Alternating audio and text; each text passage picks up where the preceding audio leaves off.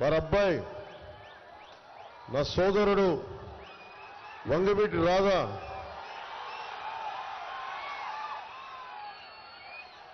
ఏమో ఈ మధ్యన పాలిటిక్స్ మీద కన్నెర చేశాడు. ఈ మధ్యన అలిగాడు. ఈ మధ్యన పాలిటిక్స్ మీద రాజకీయాలకు అలిగిన వ్యక్తిని ఫస్ట్ టైం నేను ఈయనే చూస్తా ఉన్నా.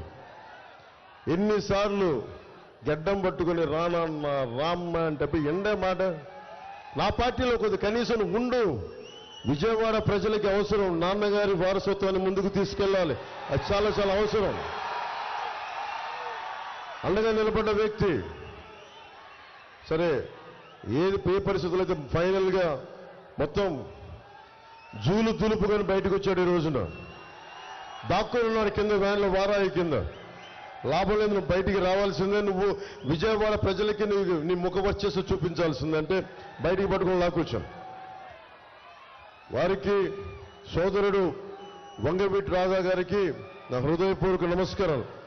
వ్యక్తులు చాలా అవసరం మనకి. బలమైన నాయకుల సమూహం అవసరం. విజయవాడ వెస్ట్కి చెప్తా. విజయవాడ నేను పార్టీ పోటీ చేస్తున్నాను, మనం కూటమి ఉందనగానే జలీల్ ఖాన్ గారు వచ్చారు ఫస్ట్ మన ఎమ్మెల్యేకి. జలీల్ ఖాన్ గారికి నేను తెలియకపోవచ్చు, కానీ చిన్నప్పుడు నాకు జలీల్ ఖాన్ గారు తెలుసు చిన్నప్పటి నుంచి. ఇక్కడ మాచవరంలో మా పెద్దమ్మ వాళ్ళు ఉండేవాళ్ళు. మరి ఇప్పుడు దర్శకుడిగా ఉన్నాడు మెహర్ రమేష్. మేమందరం ఇక్కడ మాచవరంలో నేను వచ్చేవాడిని. ఎప్పుడు సమ్మర్ హాలిడేస్కి వచ్చేవాడిని, వేసవి సెలవులకి వచ్చినప్పుడు చాలా నాకు అద్భుతంగా ఉండేది. అలాంటి కొండల్లో మాచవరం కూడా అలాంటి కొండ అనుకుంటే అక్కడికి వెళ్ళేవాడిని. అలాంటి సమయంలో మా పెద్దమ్మ అల్లుడు ముఖ్యంగా మాకు జలీల్ ఖాన్ గారి దగ్గర పనిచేసేవారు.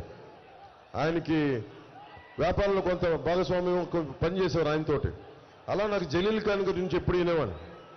అలాంటి జలీల్ ఖాన్ గారు వచ్చి మీరు అవకాశం ఇస్తే నేను వెస్ట్ నుంచి పోటీ చేస్తానంటే నాకు నిజంగా తెలియదు.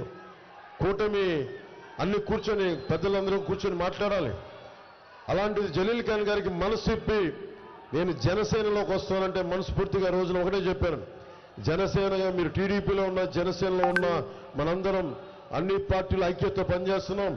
నిజంగా మీ భవిష్యత్తుని మేము అండగా చూసుకుంటాం, మీకు అండగా ఉంటామని ఆ రోజు మనసిప్పి ఈరోజు మద్దతు తెలుపుతున్నందుకు ముఖ్యంగా మొట్టమొదటిగా జలీల్ ఖాన్ గారికి నా హృదయపూర్వక నమస్కారాలు, హృదయపూర్వక ధన్యవాదాలు. అలాగే జిల్లా రాష్ట్ర ఆర్గనైజింగ్ కార్యదర్శి ఎంఎస్ బైక్ గారికి నా హృదయపూర్వక నమస్కారాలు.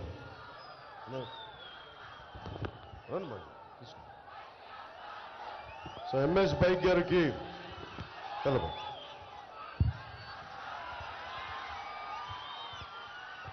నా హృదయపూర్వక నమస్కారం.